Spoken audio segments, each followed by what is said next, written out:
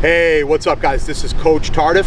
We are doing the Old School Summer Series. It's a hot one today, and boy do we got a hot one for you. We're reporting live from the campus of Western New England University with two great guys. We got Coach LeBeau over here, head coach of Western New England football, and we got Nick Bear here, one of their offensive linemen. All right, Coach LeBeau, why don't you tell, not me because I know already, but why don't you tell the camera and the folks out there at home how you got into coaching? So I grew up here in Western Massachusetts and attended the beautiful campus here at Western New England University as a sport management major. Got on campus in 2006.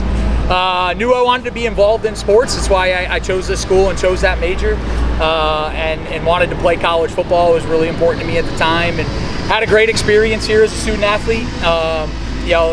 Being a student athlete helped me grow into a professional and someone who was ready to attack the real world. But I also had such a positive experience through the game of football that I knew I couldn't let it go. I couldn't leave football. I couldn't leave college athletics. So I stayed on staff here, got involved in college coaching once I realized that it could be a profession and something that you can keep doing on an everyday basis. And started on staff as an offensive line coach. A few years later, I'm the offensive coordinator here, and we're winning conference championships and doing a lot of great things with student athletes. And now I've been the head coach here for 6 years. My why has changed over the years, but it's all about helping these young men have that positive experience, them grow into a professional and someone that they're ready to go be successful with whatever they want to do in life, and we're able to do that on a really high level here at Western New England. Okay, moving on, we have Nick Barrett out of St. John's Prep, right? Nick, play on the offensive line here, okay? Tail of the tape says extremely polished offensive line. Love the way you guys play. You obviously saw a little bit of this before you came here. What are some of the factors, including, on field, but otherwise, that made you choose West New England? So first off, I chose West New England because, one, I fell in love with the campus. Walking around it, you'll be able to see just all the nature, all the trees, like just the shade, the flowers. It's just a beautiful campus to be on. The psychology department also helped me choose this. Just the job placement afterwards is just something that I really enjoyed looking at. And then on the field coming in, I love the fast-paced offense that we run. I love the coaching staff here.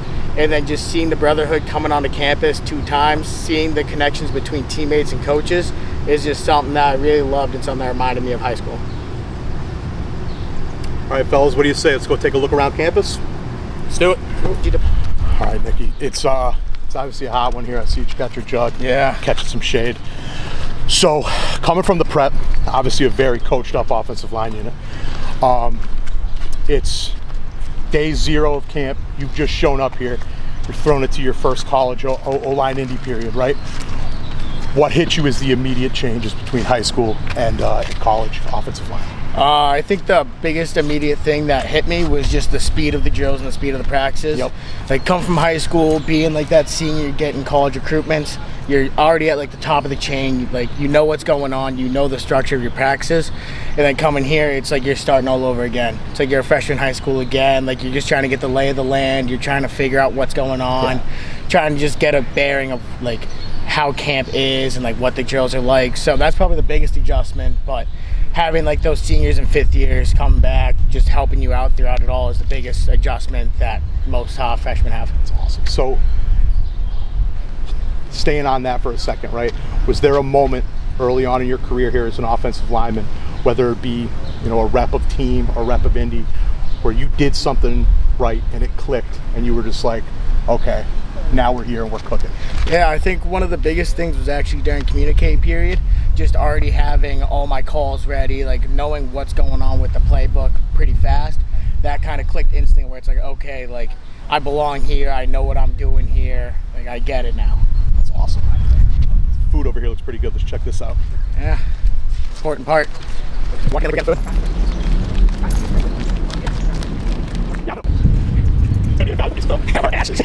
Okay, Nick, so we're inside, we're in the AC, a little better than outside, right? A lot of high school football players, to have an understanding of between the white lines what it takes, right? You obviously have to push yourself extremely hard in practice. You have to be detail oriented, right? But this might be a new world for some guys, right? In an air conditioned room, you know, film projected up. How do you get better in here? I think the biggest thing is just bringing a notebook, a pen, asking those questions that like most underclassmen, like freshmen, are scared to ask in film in front of a whole group of people that know answers to questions they may not know. Yeah. And so with that, also like watching practice film is a lot different than in high school. Like in most high schools, they're not film practices. They're not really breaking down that film. It's just, hey, you need to improve on this right after a direct rep. So actually seeing yourself play during a practice and like get coached on that even a day after is just a big difference compared to high school. All right, Nick. A little bit of a gauntlet here, okay? 5 offensive linemen are going to come at you with 5 strong offensive lineman questions, okay? Could be pertaining to anything, just rock off. First thing you think. Okay, so let's call the first one, right? What is something that a kid who's on his way into camp, right, in the summer prior, he wants to work his tail off, what can he do to be the most prepared for day one? The biggest thing is stretching. Is what I've seen, just being able to get through a camp healthy. It's easier said than done, especially with the toll on your body with 2 practices a day. You got some lifts and everything. So being flexible and limiting those soft tissue injuries are a big factor into getting on the field early. Awesome. Big game. Let's say it's a big one. You have it circled on your schedule, right? You're up in the morning. It's going to be an afternoon game. Let's call it Saturday afternoon. What are you putting in your body first? What are you eating? That morning, for me at least, I don't really eat before games. I'm having a protein bar, okay, and then maybe a lot of water in my body. Learn from previous mistakes that poor hydrating is going to lead to a lot of consequences after the game. So protein bar, a lot of water, and then energy drink is what I put in. What's something that somebody who was an upperclassman when you were younger here told to you, right, that sticks in your head and it's helped you get through some of the tougher days? I think something that the 5th year center, Cade, when I was a freshman here, he told me just pick your head up no matter what mistakes you make. Like, you're gonna mess up on plays. Being able to bounce back to play after is something that stuck with me. I love it. Okay. You got a pretty good grasp on Indy, right? I've seen you guys, I've come out to spring ball before, right? If you could only do one Indy drill to get you ready for a week, and I know that it'll never happen like that, it can't, but if you had to do one to make sure you were sharp going into a big week, what would you do? I think doing the shoots is something that's really helped and everything. Like getting your footwork down while still emphasizing your pad height is something that really loosens the hips up and gets you ready to go. Awesome. And then this is 5 questions, right? Counting's not my thing. But so the 5th question, right, kind of goes back to that 3rd one. You, as an upperclassman, as leadership, right? What's something that you would tell a guy to get him through those dark times? Sometimes camp gets a little tough, you get a little on yourself, right? Camp stuff. What are you saying to a young kid coming into the program? I'm telling them to just lean on their teammates a lot. Everyone's going through the hard time. Everyone's been in their shoes where they don't think they're going to make it through camp. They're not sure if college football is for them. So being able to lean on your teammates for that extra support and getting through that camp, that's something that's crucial for everyone. That's awesome. You heard it, guys. Take care of your body, limit soft tissue, work, and do it together. All right, so we've made our way into the varsity weight room here at Western New England. We got Coach LeBeau with us. Lucky enough to have him sitting down for a few. Coach, we're in the weight room. Obviously, major component, right, to off-season development. So a guy coming out of high school who's on his way to you for summer camp, what are some of the things he can start doing to start helping his cause to be a factor as early as possible? Yeah, I mean, I don't think there's any area that's more vital if you want to play early than being good in the weight room. You know, I think you can get on a college campus real fast and show that you're not ready to play just by what your performance level is in the weight room. You know, whether you're that first day of lift training or maybe they're testing you. If you get in here and you don't have quality squat form, you can't squat 300 pounds, you can't bench your body weight. Like, there's simple components right away. You're showing that you're a developmental guy and you're going to need a certain amount of time before you're ready to play.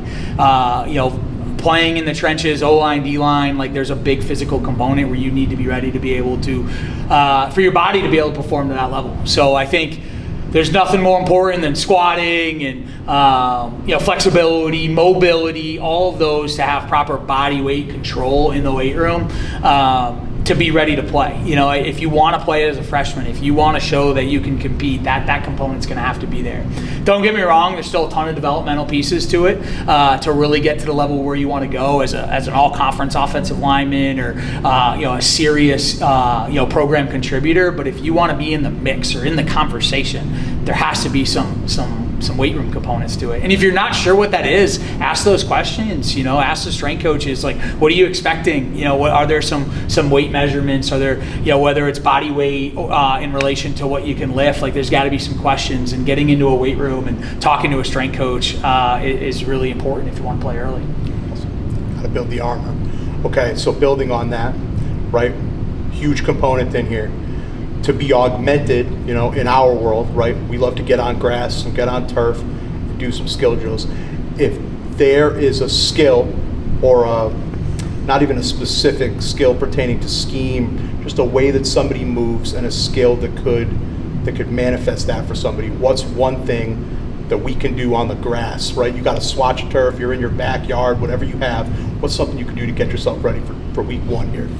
Yeah, that's a great. Because if you're relating the field to the weight room, the best thing in offensive line world is squatting and bending, right? So in the weight room is developing proper squatting form is going to relate a lot back to your stance and your mobility. So on the field, if you're doing you're squatting and rolling med balls and you're sitting in that area, you're sitting in your stance for a long time. If you're holding PVC pipe and you're holding a proper squat position while holding a PVC in a proper position of bending and it up over your head.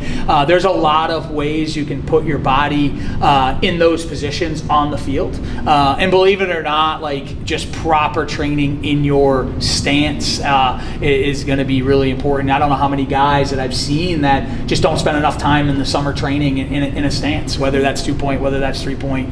And that's got to match up with what you're doing in the weight room and squat training and starting from the ground up and low weights and proper technique and proper form. It's no different than on the field, right? You can't do anything in an O-line world unless you got a good quality stance. No different than you can't properly squat unless you know how to properly be in that position. So it's about training your body to be in those positions. And then as you're developing, right, cleans, and there's a lot of other things that are going to come into play. Same thing on the field, right? Okay, how do I get to the next level? And now I'm starting from a knee and I'm moving my body in different ways, and I got a coach that's moving me a lot more. It's no different, right? You're advancing your body training on the field and in the weight room. And you're just trying to connect those things, absolutely, right? Now you mentioned stance, right?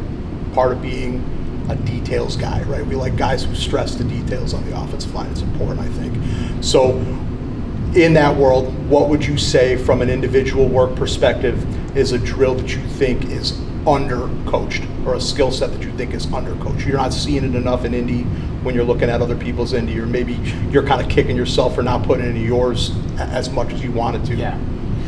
The biggest thing, and especially with an incoming guy that we see, is first step out of the stance. Everybody, you see at camps all the time that false stepping at a wide receiver, or making sure that you're, even same thing at DB and corner and your first step and all that movement, all that's being really overcoached and really focused on. I feel like we bypass that a lot in O-line land. We're false stepping a lot. We're not, properly driving out of the correct foot, what direction that we're going, or understanding that if I'm in a left-handed stance, and I'm going left, that's a little bit different than a left-handed stance going right. And where am I putting the weight in my stance? How am I loading up? And I feel like we bypass those things a lot. And I know I did as a young coach and even as a player, right into scheme, right? I'm just going left because that's the way I'm supposed to be going. But reality is your first step to second step, because I would say the next most important thing is now your second step, sure, right? Yeah. So understanding that those things are so vital. Defensive linemen are so good, and they're playing D-line for a reason. So we need to be really good with those first two steps. And then the third thing is going to be hands, right? It's all step by step, but I think we undercoach the first step a lot. And I like to always spin things as a positive. It's going to be a little bit of a negativity thing, but we're going to say, what's something that when you're flipping through maybe your social medias and you're seeing tapes of guys working that they're posting, right? Because everybody wants, to keep up on the socials, let everybody know that they're grinding, right? What's something you see that's being done all the time, but is really not paying dividends out on the field? That's good. That's a good question. I think I think the pass pro world, we overdo it in some ways.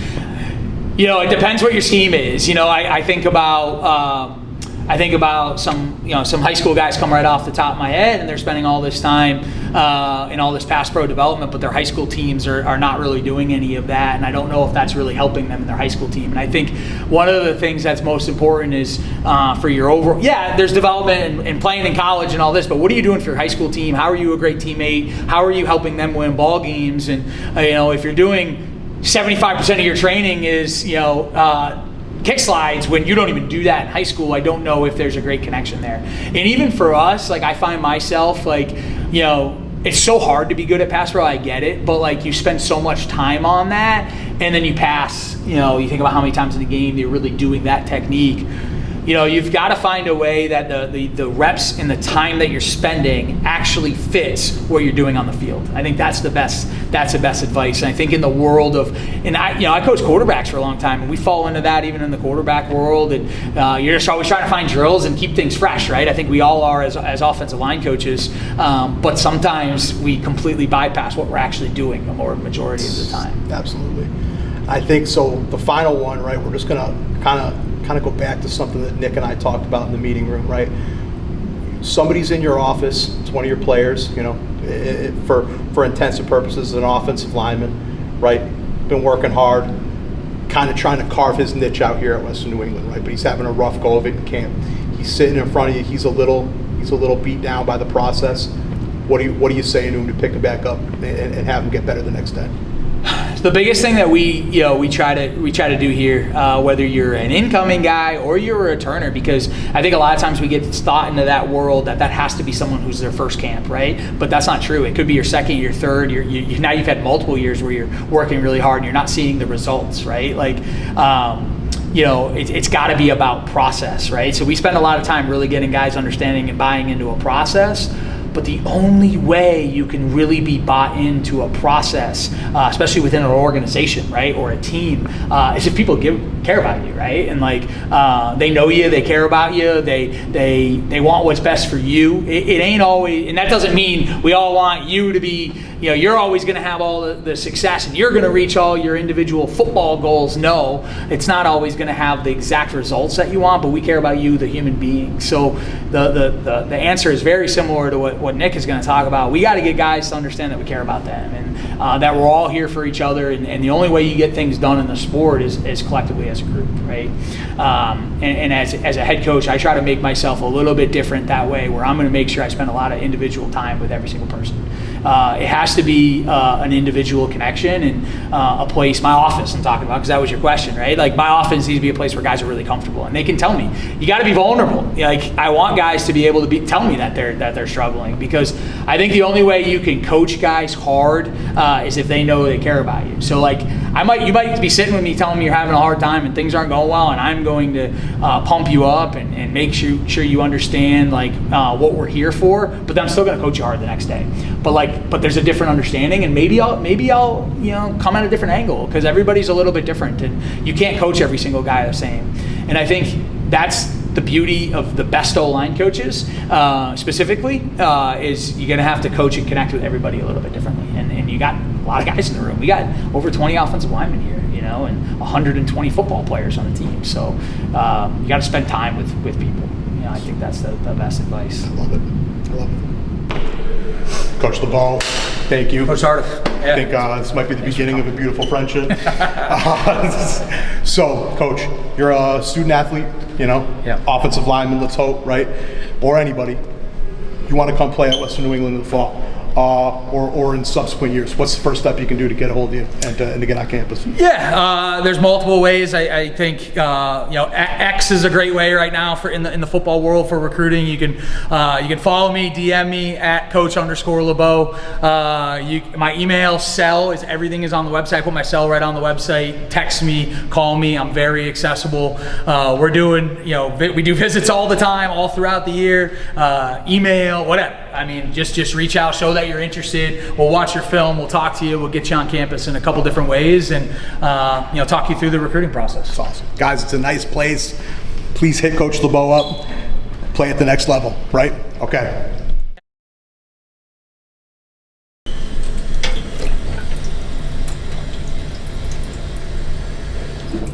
It's good. This is Coach's Corner, right? What you really like is these swivel desk seats, because they can accommodate a fuller figured offensive lineman. You see the ones that you get in there and it's tightening you up. This is actually very nice. A big guy would like this.